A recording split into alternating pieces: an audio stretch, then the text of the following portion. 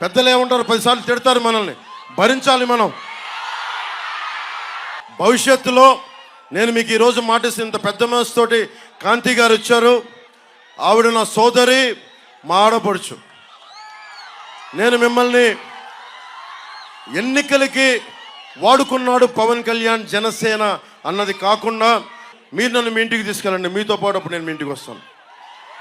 నేను మిమ్మల్ని తీసుకెళ్ళి, ఎందుకంటే మన ఎన్ని గొడవలున్నా మనం వచ్చి కూర్చొని ఆయనతో మనం విభేదించవచ్చు, అభిప్రాయ భేదాలు ఉండొచ్చు, పాలసీ పరంగా విభేదాలు ఉండొచ్చు, కానీ వేరే పార్టీలో ఉండొచ్చు. కానీ నేను ఇచ్చే గౌరవం అందరికీ, పెద్దలందరికీ ఇచ్చే గౌరవం.